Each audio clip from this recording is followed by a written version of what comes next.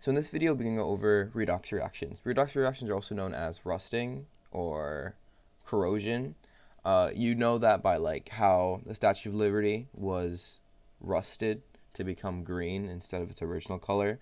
You know rusting by rusted rings or rusted jewelry or rusted chains or rusted things that touched water and also touched oxygen, therefore kind of forming that weird coat that's not very desirable, and it can also cause tetanus if you haven't gotten your shot yet.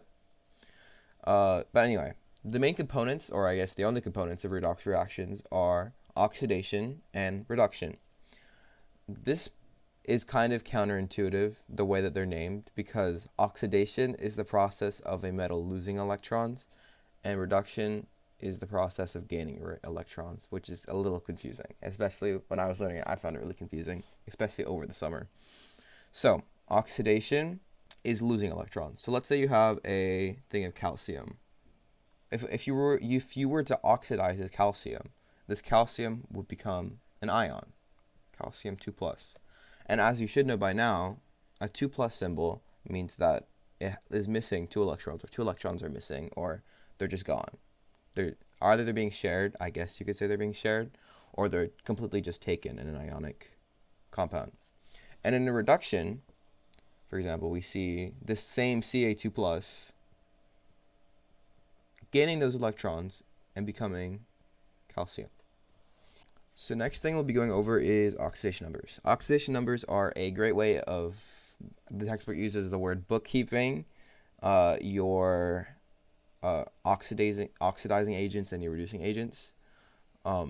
They're also just a great way of keeping track of your reaction. It's also really helpful for balancing.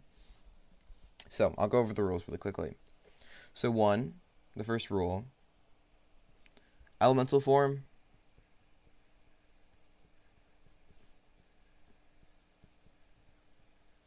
equals 0. That means that if your element, or if your if your atom is in its elemental form, then the oxidation number is always 0. However, this does not mean that if you just have just a single hydrogen atom, means that it has it has an oxidation number of 0. It has to be in its elemental form, for some elements is not just 1. For example, H2 is the elemental form. O2 is the elemental form. S4, no, was it S? It was S8 is the elemental form. But for the vast majority, it is Na, I don't know, AR, stuff like that. But it's really important to memorize those elements that have their elemental form not just being one of the element, because let's say you have a single oxygen, that is not the elemental form. The elemental form is 2 oxygens. Alright, second rule. For any monatomic ion, the oxidation number equals the ionic charge. So, this is also relatively simple. If you have Na plus, or, I don't know, O2 minus,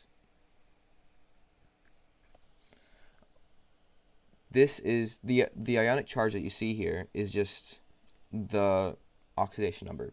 So Na plus would have an oxidation number of +1, and O2 would have an oxidation number of -2. And this goes for literally every ion.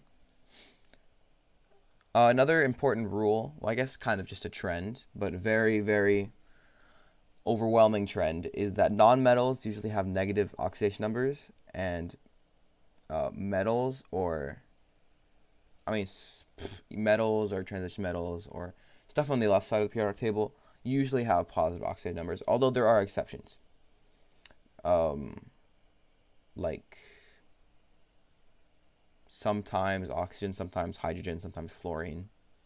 It's very rare. And then the last rule